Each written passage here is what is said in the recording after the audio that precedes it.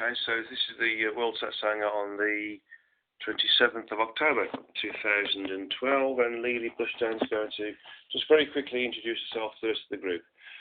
Lily, I think you might need to just speak quite loudly, actually, because I think that you're quite some distance away from the microphone. Calling from California, Newport Beach. I've been studying spirituality for over 30 years, and it's a pleasure to be here, to join your group and being involved in this wonderful adventure. I've read your books. They're absolutely amazing and awesome. I love them.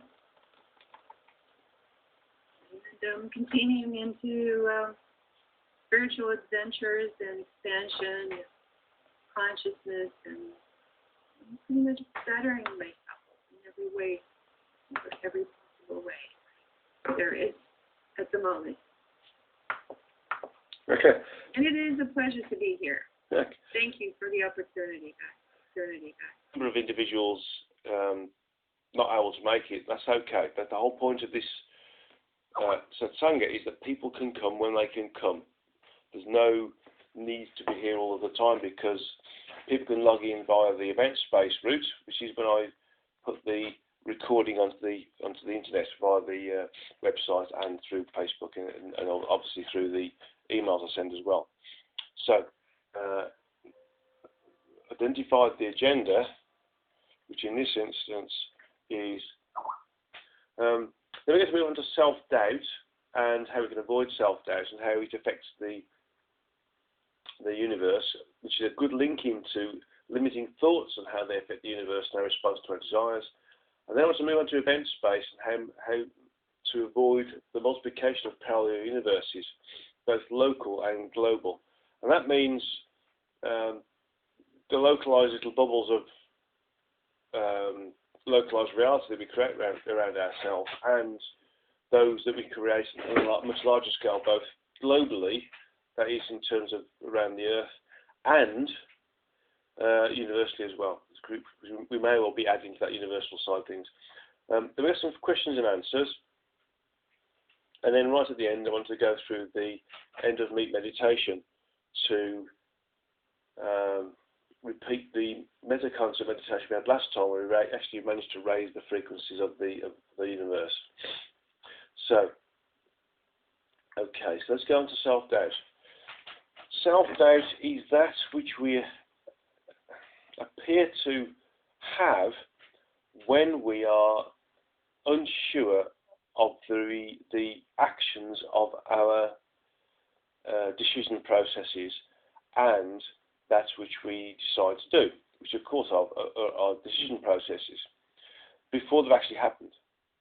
So from that perspective, it's if we doubt that which we are going to do, then already we start to work on the second subject, which is limiting thoughts. But I want to segregate them because they're totally different in that perspective. So self-doubt is something which we have all of the time. We have self-doubt when we are outside of our paradigm, when we are outside of that, or working outside of that which we are used to working within, when we are in a position of stress, of strain, of learning curve. Now, the doubt there is only based upon our ability to respond to that which we are unaccustomed to working with. Now, clearly we have an awful lot of history in the past where we have lots and lots of, shall I say, evidence of successes where we have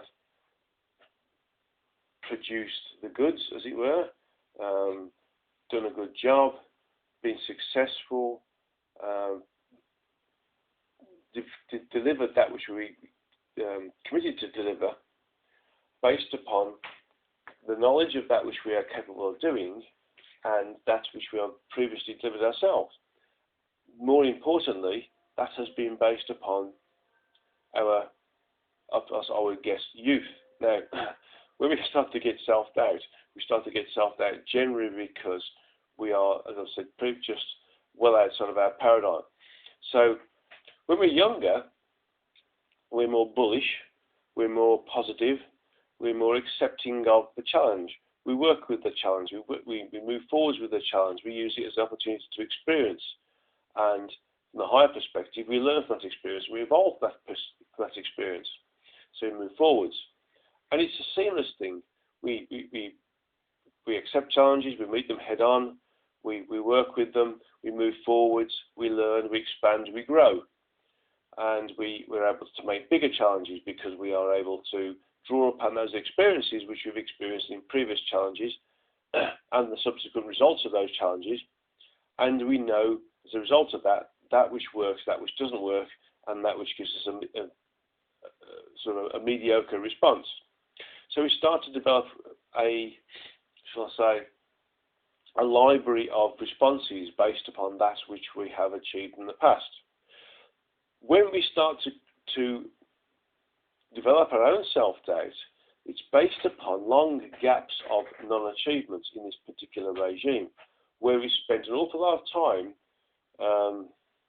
from a business perspective, in the same job, working within environments which we can do on a regular basis without much thought. It's all done by remote control. We can do it with our eyes closed, and we can, from a larger perspective, not need to engage the brain. So when we come to the point where we have to work with something which is a challenge, it's hard work, it's out of our paradigm, it's including subject matter and material that is outside of that which we've previously experienced, we have varying degrees of self-doubt that are based upon the varying degrees of historical information we can work with. Now, the way to avoid self-doubt is actually to do much research into it. So before we start to become doubtful of that which we can achieve, we should, as incarnate individuals, recognise that we have certain limitations.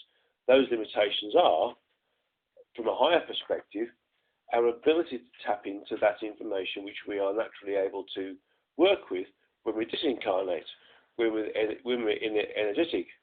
So, in this particular instance, if we think to ourselves, well, okay, we are limited because we can't tap into that which we are normally able to tap into, why can't we tap into that which we can tap into? And that is based upon the opportunity to look at the information that others have gained when they have encountered problems within the genre of the problem that we're working with. So, rather than being doubtful of that which we can do, we should, in essence, irrespective of the age profile of the individual and the length of term of, shall I say, not expanding one's opportunity to move outside of the box, using modern speak, just commit to some research first, understand that which has been done before us, and work with that, adapting it to the environment that we are within ourselves right now as a physical perspective.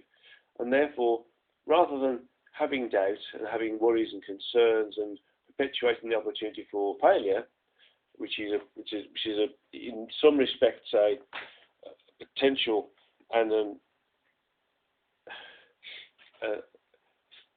obvious conclusion to when we are working in doubt and with lack of experience, that we can turn it around totally by the use of research and understanding and questioning of those individuals who have been in this particular situation before. So rather than being in doubt, why not put ourselves in a completely different picture of being in research instead? We will put ourselves into a position where we are being stretched, being strained, being under a steep learning curve, but in essence, we know we're there. Let's give ourselves that period of time required, and this is the problem we normally face. We don't give ourselves enough time. We commit to time frames that are unachievable. But let's give ourselves, let's say, double the amount of time of that which is required to do the job, to give us the breathing space to research through using local knowledge, using libraries, both paper-based and in the internet, to gather information together to give us the tools we need to be able to move forwards and be successful in that which we have committed to deliver. Therefore, we won't experience self-doubt. All we will do is experience a need to stop and observe and research and gain understanding of that which we are entering into, if it is indeed a completely new genre or field of expertise. So from that perspective, we don't need to experience self-doubt. We just need to give ourselves the time to be able to work with the new knowledge and research with it. Now, in terms of a business environment, one of the things that we do need to do in this perspective, this position, is make it perfectly clear to those who have expectations, i.e. our management, if you want to call it that there is not going to be an instantaneous response from putting us in a position of delivery in an area where we're not confident with or have experience of the technical aspects or business aspects or administration aspects in general, the genre of that which we are being placed into. From the bigger aspect, we are putting ourselves into a position where we can progress ourselves from the experience and the subsequent learning, and therefore the evolutionary content. But part of that evolutionary content is being able to stand up for ourselves and say, actually, no, I can't deliver this in 2 weeks. I need to be able to understand the genre of what I'm working with, the history of what's been there, the different ways in which it has been tackled, how it's been tackled, what's been successful, what hasn't been successful, and draw conclusions upon that in terms of working out what's failed, what's worked well, what's been successful, and therefore adopting those together with the new situation that one finds oneself in, and therefore creating a new methodology of moving forwards. So we shouldn't be working with self-doubt, we should just be working with the opportunity to assimilate more information and move forwards. The doubt comes into it when we commit to time frames that we can't ever work with and deliver with. In today's society, there's an awful lot of we need it yesterday. Well, needing it yesterday is fine if you have the expertise and the expert on board to be able to give that information yesterday. But if one is not able to give it yesterday, then one needs to be able to work with the information and progress with the information, become expert in it if one's not expert. And therefore, from that perspective, being steadfast, I should say, and deliberate in one's response to the request or the requirement from one's manager or from one's leader, that actually, I hear what you say, I understand, I'm going to do it, but it will take a bit more time because I need to understand how I can move forwards based upon what's been there before, what's succeeded, what's failed, and what I know from my own experience and different things I've worked with, because that will also have a play within the response as well. So, self-doubt from that perspective links in quite nicely to limiting thoughts. Now, limiting thoughts are based upon lack of knowledge, lack of expertise, lack of research, lack of groundwork. It is, in effect, giving ourselves too much thought time, if you want to call it that is not focused on that which is the job in hand. So, if, for instance, we want to build a house and we have a rudimentary knowledge of laying bricks, of getting them square, of getting the right mortar, fitting some mortar course in between them,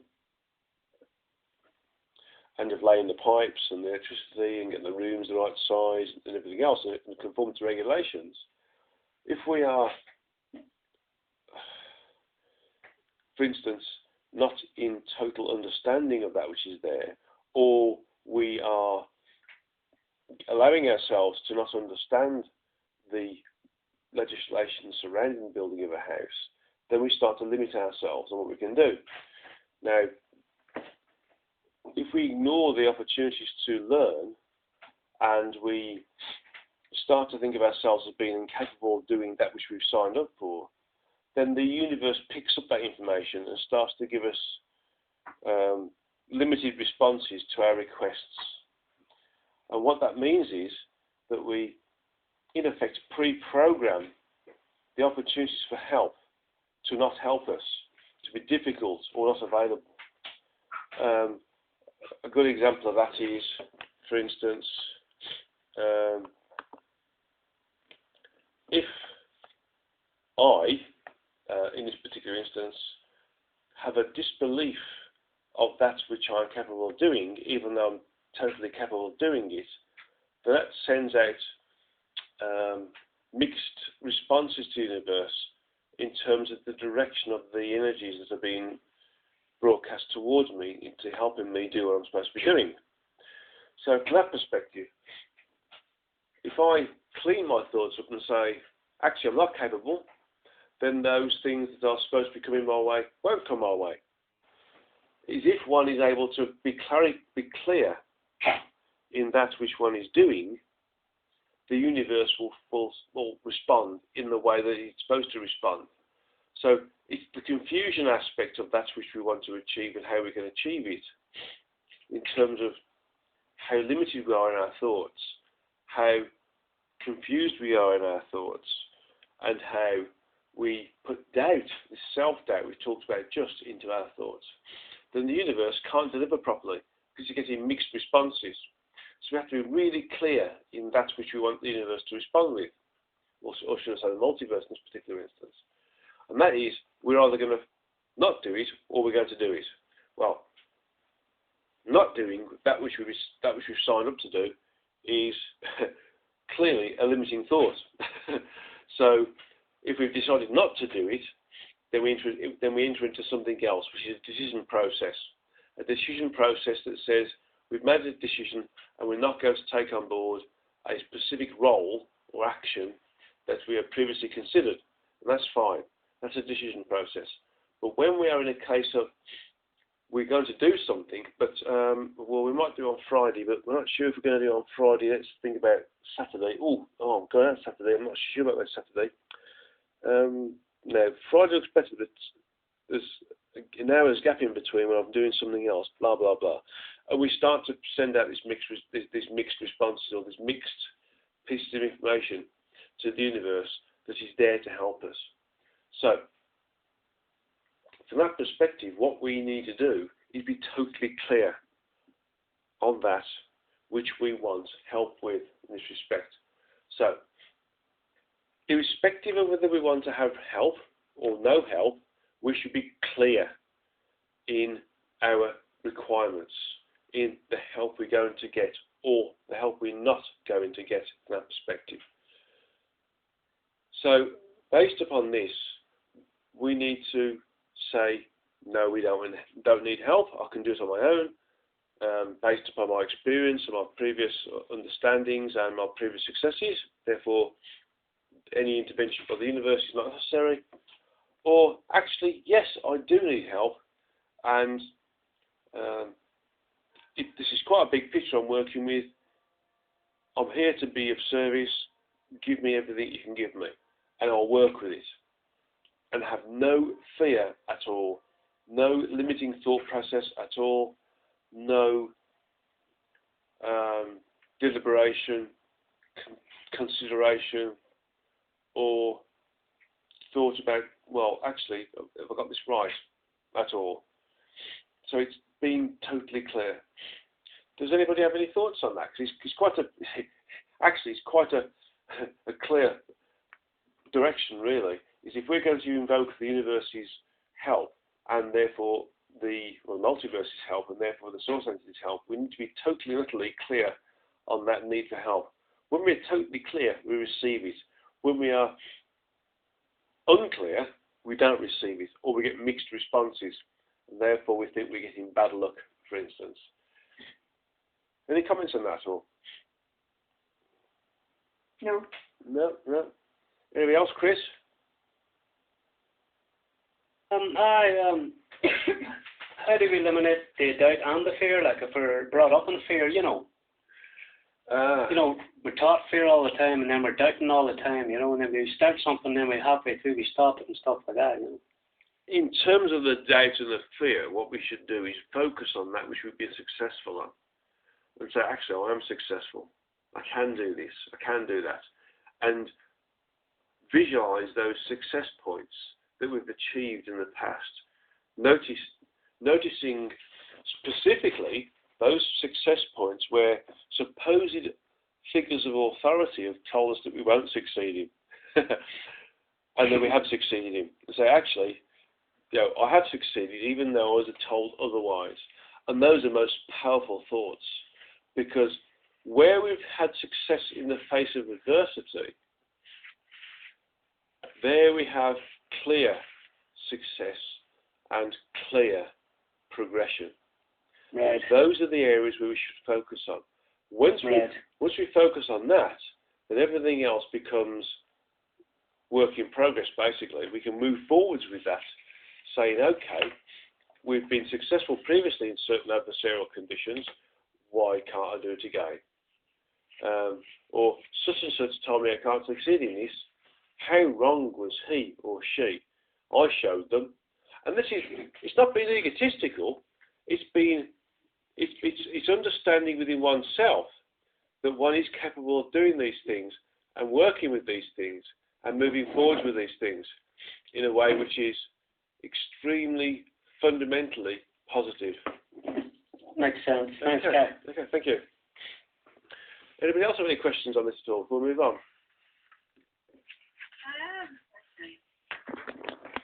Okay, Carol. Well, Lily. This is Lily. Hi, Lily. The challenge for me sometimes is the environment that is outside, that is bombarding with a lot of negativity and doubt and fear and all of that. So how do you stay in that strong, powerful, clear state at all times, communicating with the universe to receive what I desire to receive? Okay.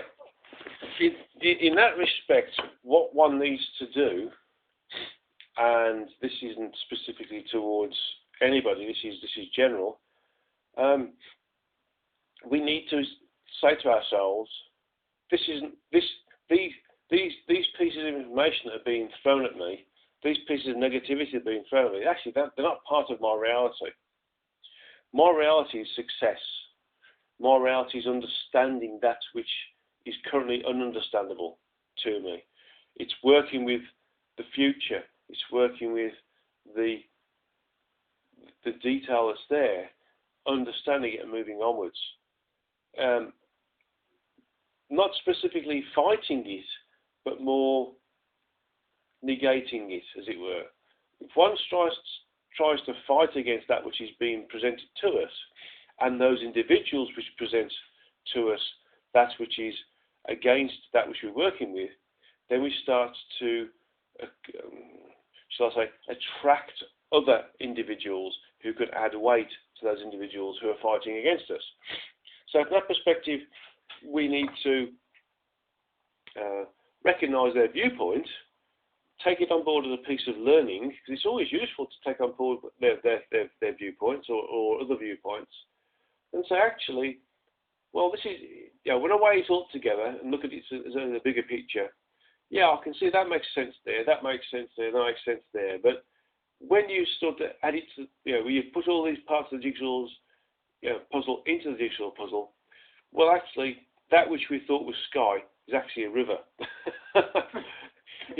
And therefore, we start to see the bigger picture is different to that which we're being told about. So, based upon that, if we think of it all as being part of our understanding of the total picture, not throwing it away, but using it as part of the decision process that we'll come to later, and then when we've worked out what that decision is based upon the evidence, we move forwards and make a completely and utterly evidence-based judgment and decision, which is robust and repeatable, then we can discard the rest of it as being either nonsense, propaganda, egoism, coercion, and all these different things to try and make us think in the same way as other individuals, to try and promote their own paradigm. So once we understand that, we can work with it and say, okay, that's somebody else's paradigm. There's some interesting parts of it, and maybe that bit's interesting, maybe that bit links in. But in general, 95% of it is just preconceptions and personal thought processes that aren't based upon robust information. So once we've done that, we can move forwards with confidence and repeatability and robustness. Because when we've done that, then we start to get a couple of shall I say, levels of response that shows that what we've decided upon is correct and was real and was the right choice and is therefore the correct information.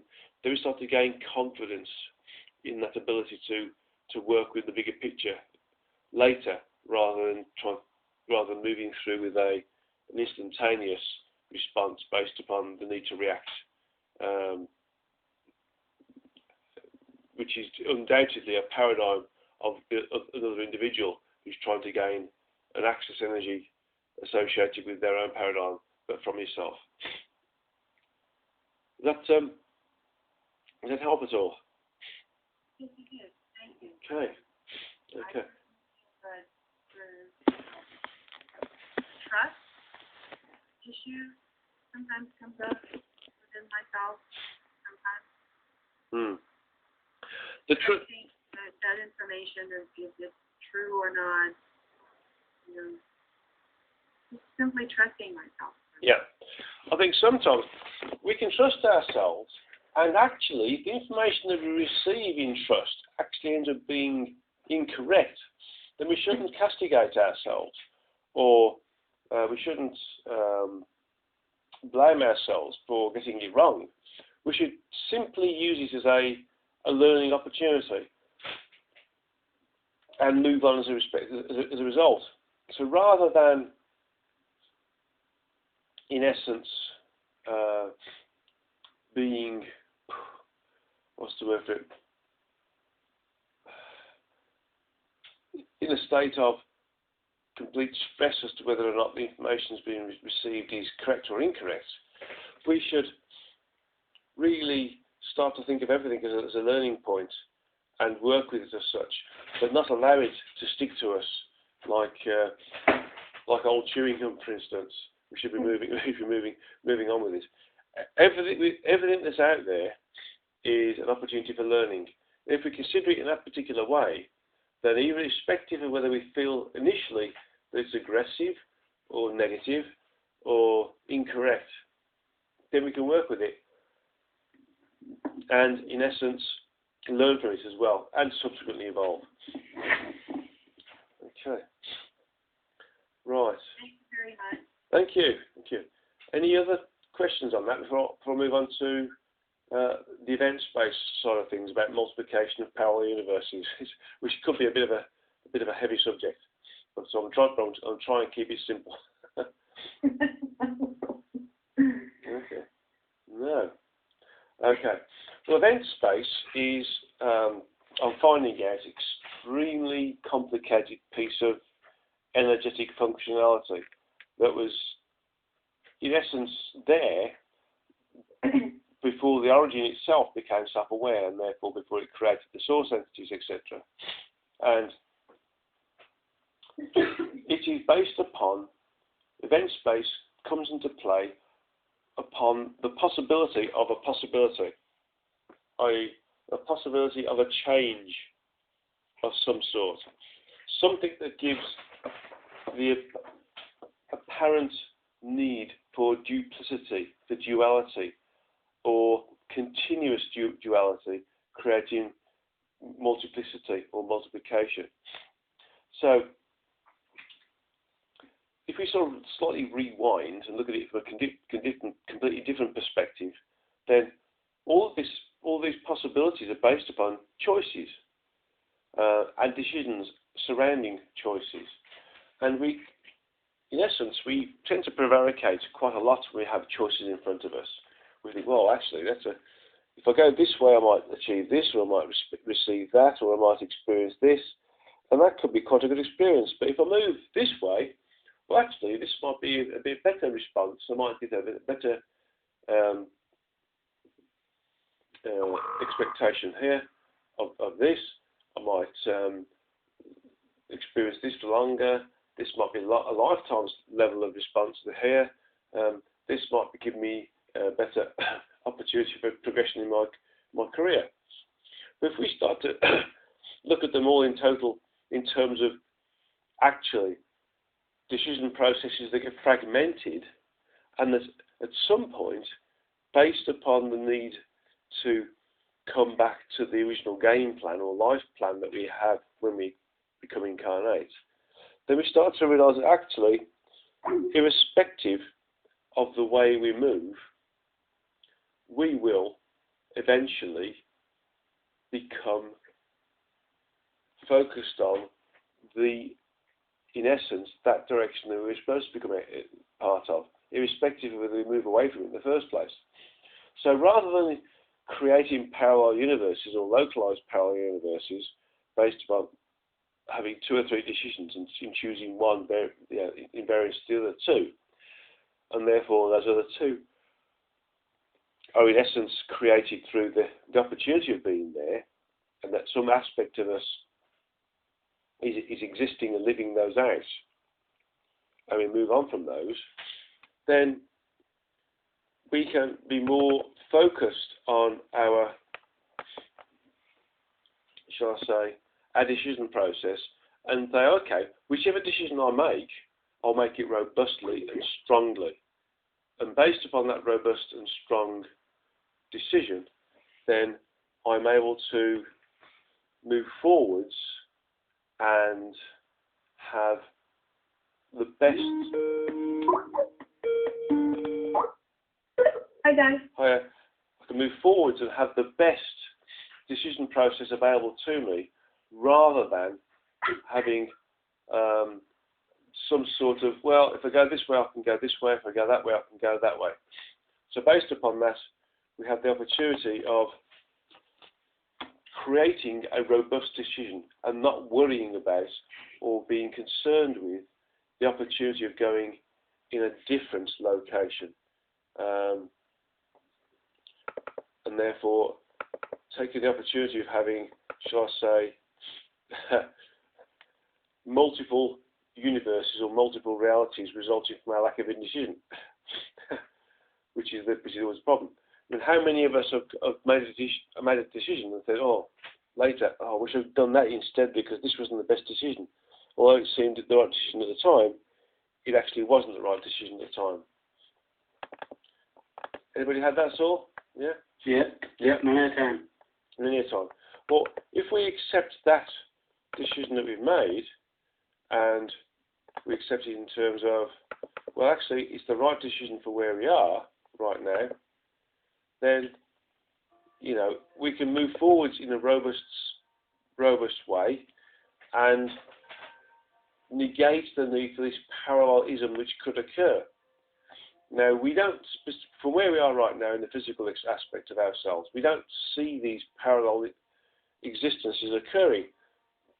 We know that they are possibilities, though, because we continuously think about them later.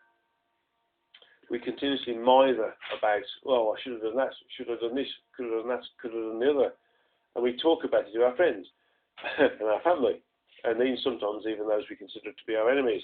But in essence, what we are doing there is perpetuating those, shall I say, opportunities for parallelism by not focusing on the decision that we've made. Does that make sense? Did you say by not focusing on the decision? Yes, exactly, by not focusing on the decision. So when we make a decision, we should stick with it, rather than thinking, oh, I could have done better by doing this, or maybe that would have been nice, okay. Or sometimes we go, I'm glad I didn't do that decision because this would have happened or that would have happened. Well, actually, it did happen, but in a parallel state. The thing is, when we focus upon it in some way, shape, or form, we give it energy, and therefore we perpetuate it. And therefore we have to, at some point within our energetic self, exist with it for a period of time. Now, event-space convergence or parallel universe convergence ultimately happens when all decision processes come to a dead end, and then we start to come back to the main line. And that happens towards the end of the usefulness of the decision process. So, rather than waste our true energetic self's energy on these parallel existences, which, to be honest, do have function and usefulness, we could be more deliberate in our decision process while we're here in the physical, as it were, and avoid these multiplied physical parallel universes, and therefore achieve what we need to achieve in a much faster and robust state, rather than having, shall I say, little bits of information coming through into the backs of our minds from a subliminal condition, saying that actually if we'd done this, we could have done that. If we'd done that, we could have done this, and we could have potentially saved time by going this route. Because all of these things are information coming from these different parallel universes that we've set up by being slightly undecided in our decision process upon the need to make the initial decision. It sounds very convoluted, I understand. Does anybody have any thought processes on this, or any questions on it? Dad, how do we keep ourselves encouraged along the path where once we've made a decision not to fall back, or perhaps lack of confidence in that decision? I mean, we know it's right, I know it's right, but lack of confidence in encouraging myself along that path. No. How do you keep encouraged? Well, the self-doubt comes into it, and the limiting thought comes into it as well. This is why I put these three together, because self-doubt creates limiting thoughts, and limited thoughts create multiplication of parallel universes. That's the reason why I put those three together, actually. So, in essence, we should be, how can I say, robust in our thought process. Rather than thinking, oh, I should have done that, forget it. Just do it. If it's wrong, it's wrong. Doesn't matter. It's a learning process. When we come out the other side and we know it's wrong, then we move on and go the right direction. Rather than thinking about it, I could have done this or I could have done that. It means we're not experiencing that which we've gone down, that road that we've gone down in the way we're supposed to experience it. Mankind has this thought process about, oh, it's either good or it's bad. Well, there's no such thing as good or bad. There is only experience, and how we work with that experience and how we subsequently evolve with that experience. So if we consider everything that we do in terms of experience and the learning from that experience and subsequent evolutionary content from that, we wouldn't consider things in terms of good or bad. We'd simply just move on with the direction we've gone into and work with it. And when it's finished, we move into something else. The thing is to personally remove the, shall I say, distractive thought processes that start to make us think about, well, if it had gone that way, this would have happened. If it had gone the other way, that would have happened. Actually, we don't know. In our current state, we don't know what would have happened. And actually, we've made a decision, so it doesn't matter. Right. Okay. Okay. Anybody else have any questions on that? Or anything else to do with the avoiding self-doubt, limiting thoughts, and how to avoid multiplication of parallel universes?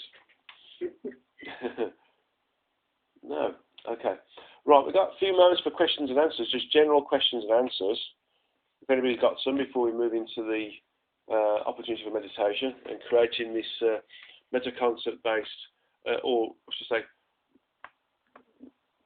meditation in unison, complete oneness, that will allow us to raise the frequency of the physical universe together. Any questions of any? Yes, I have a question, Guy. Hi, Chris. It's about the ascension and the frequencies. Do we raise our frequencies and we move up the frequencies? Say in 5, 16 years time, maybe 20 years time. Do we when we move up the frequencies, do we have to reincarnate again in the same frequency body? The same frequency, but a different body. I've just released a blog on that. If anybody wants to go to the website. Yeah, that's what I'm inquiring about, that blog. You know? Yeah, in essence, do you want to ask the question again, Chris? Because I think I've just moved across from the thread somewhat. No, as those who go into the ascension and are going up the frequencies, right? Yeah. They're going to heaven. Do we have to reincarnate again in another body in the same frequency? No. Now, what? They're going to keep the same body, you know. Yeah, well, that's it. Those who are ascending through the frequencies are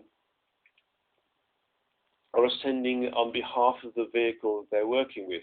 In essence, right. What we're doing when we're working and we're evolving and we're ascending, we're removing or negating the need to incarnate at a frequency that is consistent with where we are currently.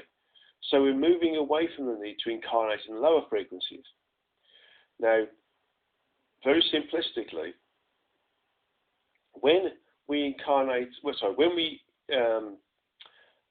ascend to the point where we don't need to incarnate in a physical body that is in this particular frequency range, i.e. the 1 to 12 frequency bands associated with the physical universe, and we start to move into the second simultaneous universe, which is part of the second full dimension, then we still incarnate, but in a much lighter body. And actually, also, whilst we're still part of the physical universe, we can also incarnate in a much lighter body. Right now, the human form is existing within the gross physical. The frequencies that I've started to understand as being, actually, a lot of yogis and other spiritualists understand as being the first 3 frequencies associated with the physical universe. However, there are 12 frequency bands associated with the physical universe, and therefore there are physical vehicles out there which we have used, that part of us, that our full energetic self has used to incarnate in higher frequency existences, but nevertheless has had to incarnate because of although the frequencies that we're talking about are high in comparison to those frequencies we're currently experiencing in the physical universe, in actuality they are higher than that which we are right now. So they are much less dense, they are finer, they are more gaseous, if you want to call it that, or should I say, above the gaseous, even though they're part of the physical universe. So there's an element of having to incarnate even then, although when we incarnate in these physical form factors, there is much more that we can do with them, and we are able to access much more of our true energetic self, and the memories and information and learning associated with our true energetic self whilst incarnate in these higher frequency bodies. Now, when we eventually move out of the physical universe and move into the first frequency band associated with the second full dimension, we'll still incarnate, and we will do in the next level as well, the 14th frequency band. We'll still incarnate there, but the physical forms will be so fine in comparison to what we've got now that they won't be. We wouldn't classify them as being physical form. They would be energetic from their from our perspective, this form factor's perspective. But from the perspective of ourselves, they'll be much higher. Now, when we eventually go through the third tier of ascension, and we move away from the 14th frequency band, which is quite some distance away, time-wise, if you want to call it that. Then we move into the 15th. When we've negated the need to incarnate into a physical vehicle that is of the 14th frequency band and below, then we don't need to incarnate, full stop. That part of us, our true energetic self, will be above and beyond the need to incarnate.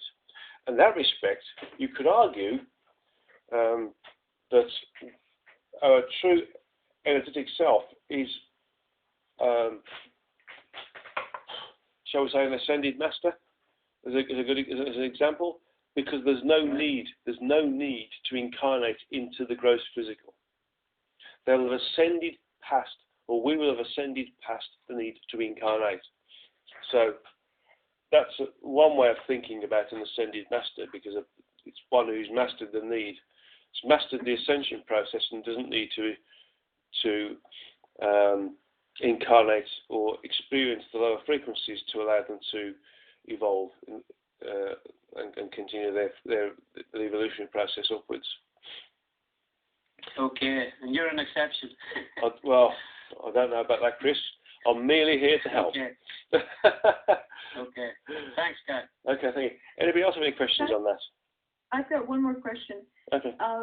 In a dream state, are we more likely to become clear because the busyness of our mind is turned off and what's important is revealed? Is the dream state a more perfect state for decision making and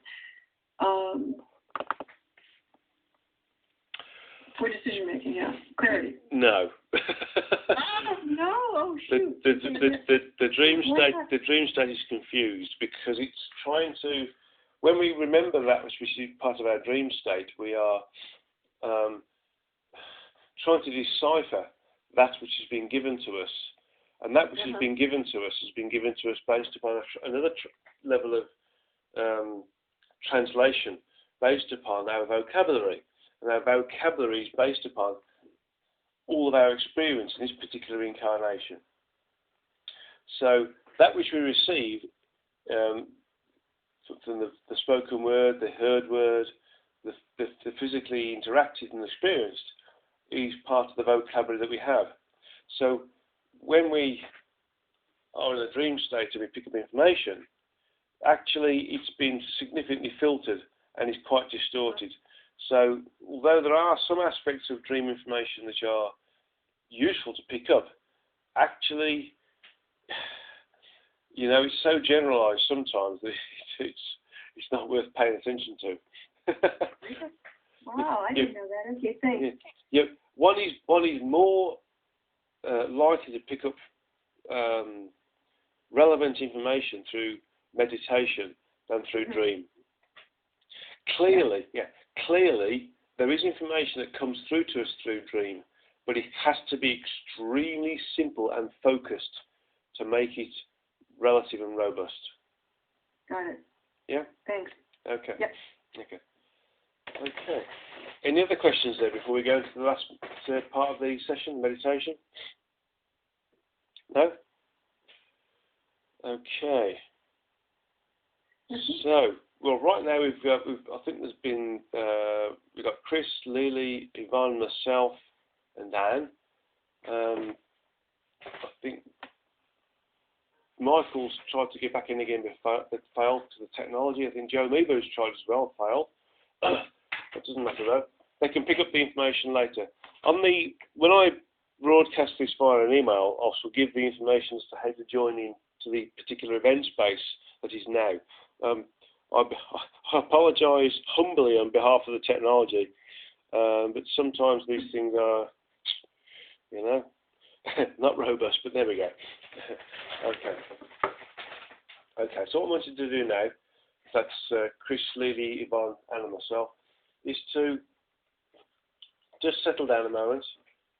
If you're in a chair, make sure you're in a chair where you can not fall asleep, where you can be attentive and alert, but in a meditative state.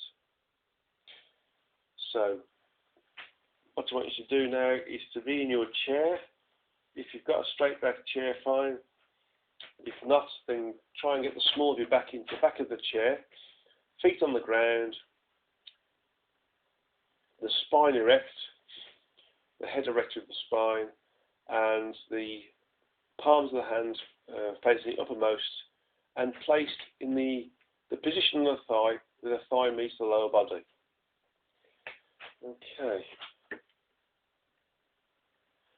So with that, let's just focus our visual attention, with our eyes closed, on that area in between the eyebrows and above the bridge of the nose, which is the area of the spiritual eye.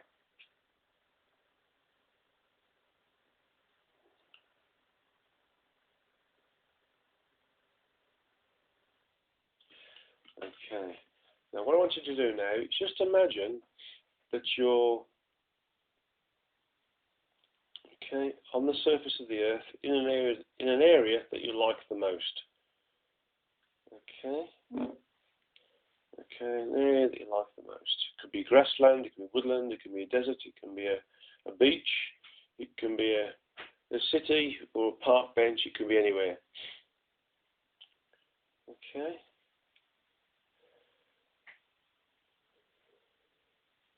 This is your datum. This is your datum for where you are.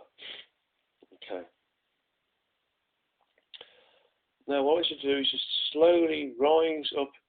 Imagine you're rising up above the earth very slowly, so you start to see the parkland or the topography of where you are disappearing below your feet. You start to see the greater area of where you are, the continent, the cities around you, the seas that are around you, and then you start to see the periphery of the earth as you move upwards and outwards into the stratosphere and out into orbit.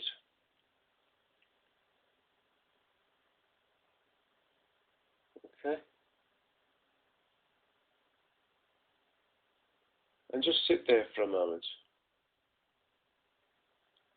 Now in previous meditations we've come into the room first and we've got ourselves in the room. But right now I think there's 3 of us, let's see 5 of us, we can do this now that we're in orbit. So let's just join ourselves together whilst in orbit over the earth. Actually the joining process doesn't matter where we do it. It can be anywhere. So this is just an example of removing ourselves from due process and giving ourselves flexibility of mind in terms of what we can do. Okay? So we don't need to follow everything to a book. We can just do it. This is the most important part of this particular meditation. So now we're all in orbit. Okay? So while we're all in orbit, my left hand is going to take Chris's right hand. Okay? And Chrissy's left hand is going to take Lily's right hand. And Lily's left hand is going to take Yvonne's right hand. And Yvonne's left hand is going to take Anne's right hand. And Anne's left hand is going to take my right hand. And my right hand is going to take Chrissy's left hand.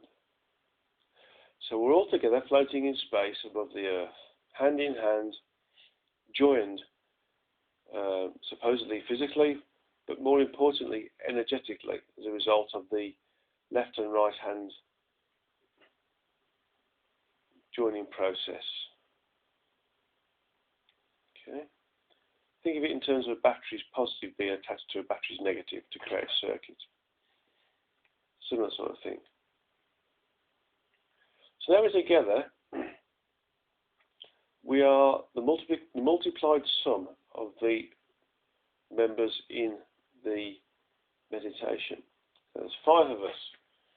So there's 5 times 5 in terms of our multiplication, our usefulness, our power, if you want to call it that, our ability to do what we're doing.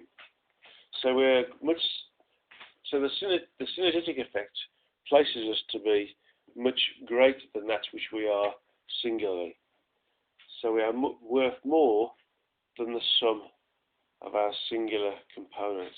Our singular components being 5, the sum of our singular components is 5. Synergetically, we are 25. So, now we're together, hand in hand. Let's move out of orbit of the Earth. We move past the orbit of the Earth. We see the Moon going past us. We move further and further away. We start to see some of the other planets associated with the solar system moving past us. We move further and further away. We start to see our galaxy moving further and further away. And in moving further away, we start to see other galaxies moving further and further away.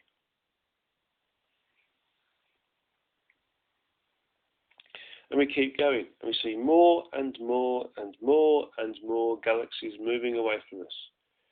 A little bit like watching Star Trek, where you see the stars floating away or moving away in the background. We're moving away from all these different stars, but in this instance, all of the stars represent a galaxy. And we're moving further and further and further away. Until eventually we move to a point where we're in what I can only describe as being open space. There's a periphery, a boundary, and we've moved past it. We're in that space that's in between the structure of the multiverse created by the source entity.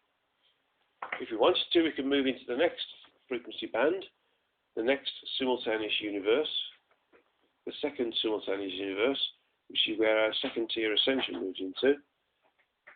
Or we can move back into our universe and all those frequencies associated with it. But right now we're going to stay where we are.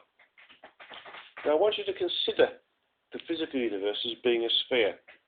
It's not. It's quite amorphous, but it doesn't matter for our exercise right now. Just imagine it to be a sphere, a bit like a football, with all of those galaxies inside that we have moved past and worked with in terms of our moving away from our own particular planet, our own particular solar system, our own particular galaxy. Our own particular galaxy is a long, long way away in comparison to that which we've passed.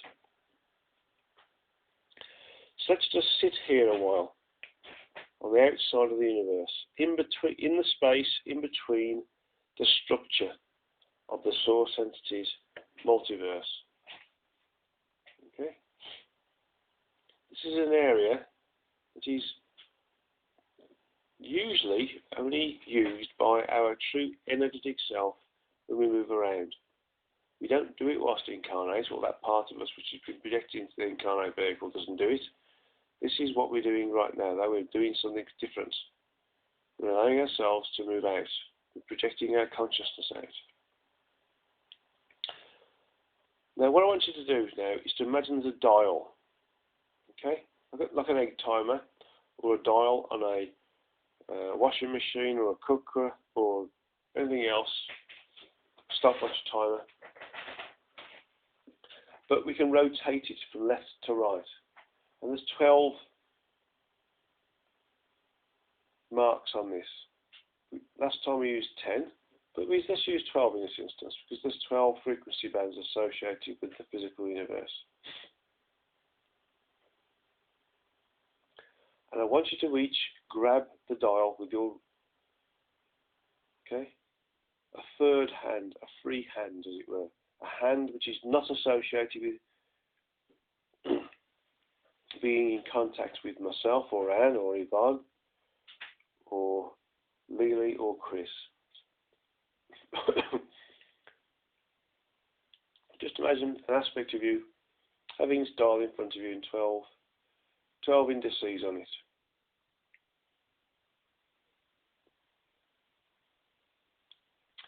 I want you to turn it very slowly from 0 to 1. From 1 to 2, and then from 2 to 3. And what we've done there is we've moved the baseline frequency of the physical, the gross physical, from 0 to 3. So it's now nominally 3. Now a higher frequency. Let's move it further. Let's grab that dial again and move it from 3 to 4.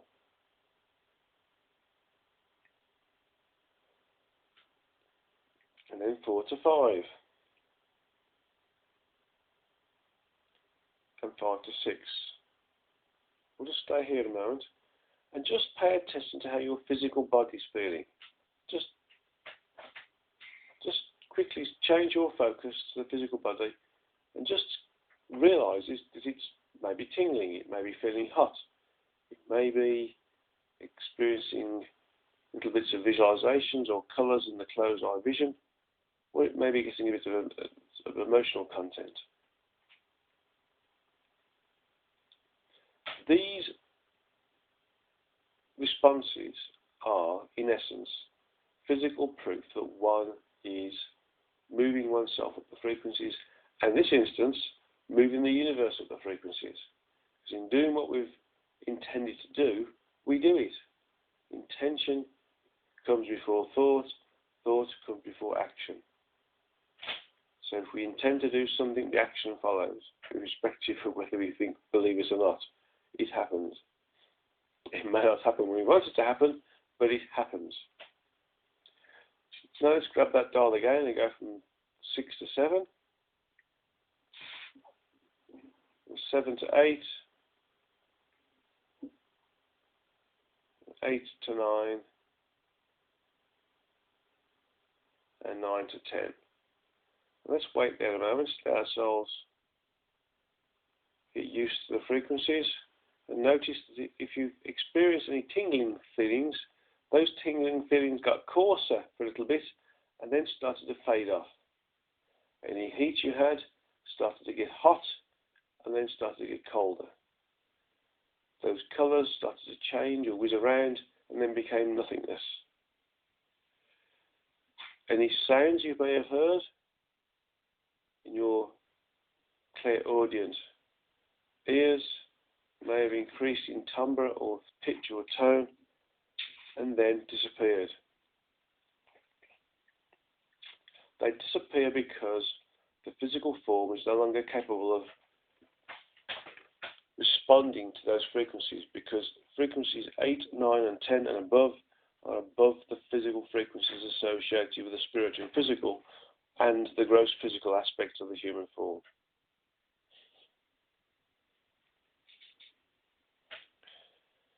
So let's move again. The last two frequencies, let's rotate the dial again from 10 to 11 and 11 to 12. So in doing so together, in concert, we have, in essence, moved the whole frequency up to its top frequency band, frequency level 12. When mankind has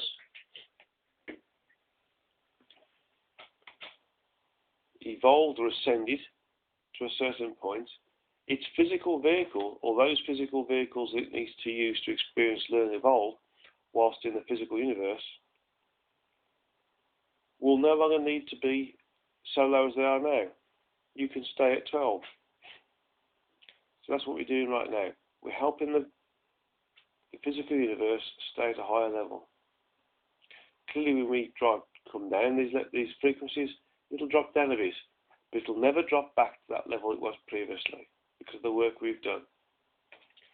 We may be 5 individuals with a synergistic effect of 25, but that's a powerful amount of work. We should not consider it as being weak or inachievable. It is powerful and repeatable and essential. Now we're going to leave that dial there, and we're going to come back down to where we are right now.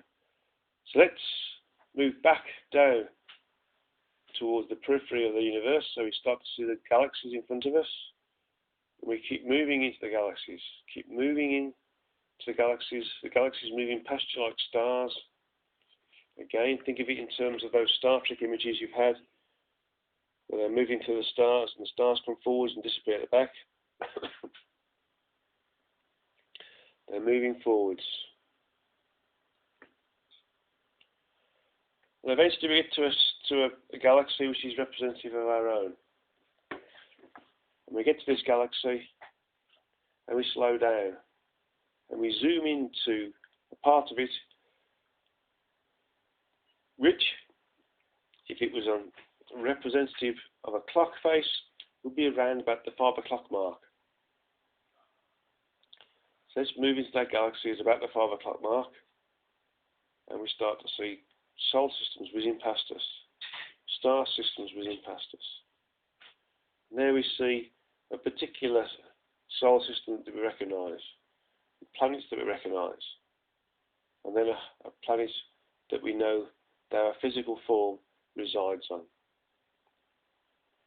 So now we're in orbit above the Earth. We're still together, with our hands held, creating the synergetic effect. Let's just stay here for a while, stabilising ourselves before we disengage and then move down to the Earth.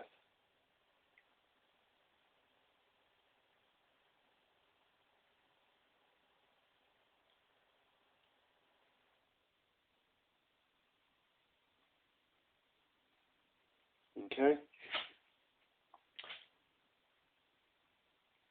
So my right hand lets go of Anne's left hand, and Anne's right hand lets go of Yvonne's left hand, and Yvonne's right hand lets go of Lily's left hand.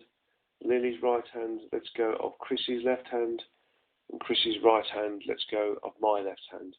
And now we're all separate, out of Metaconcert, floating above the Earth in orbit. So now let's move back down towards the Earth, moving back down to the area where we started from, wherever that is on the Earth, that nice place that we like to go to,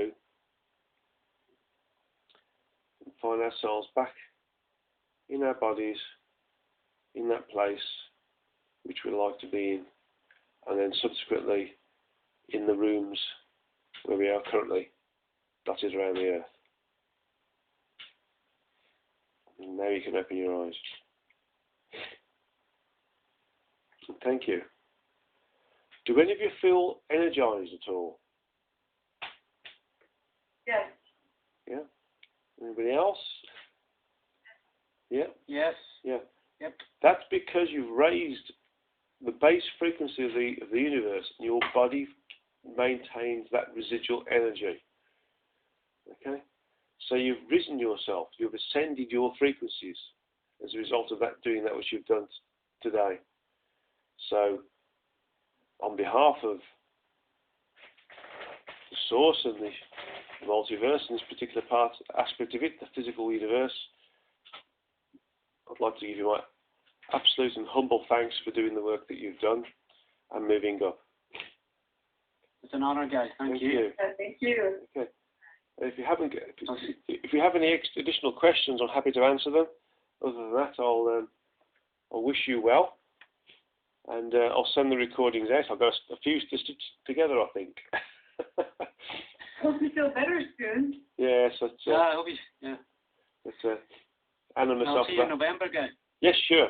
Yeah, Anna and myself are both at the same cold. we share these things. I think Jane's got it as well. Yeah, yeah. Thank you. Jane's got it as well. So, thank you, everybody. And thank you. What we're going to do, the next session will be to do with understanding more about life force, and that will be quite a large session. It'll be almost a whole session based on understanding life force. And the last session before Christmas, we'll just have a great big questions and answers session. So we can all ask questions, and I'll do my best to tap into the source to answer them for you. Brilliant. Okay. Thank you very much for participating.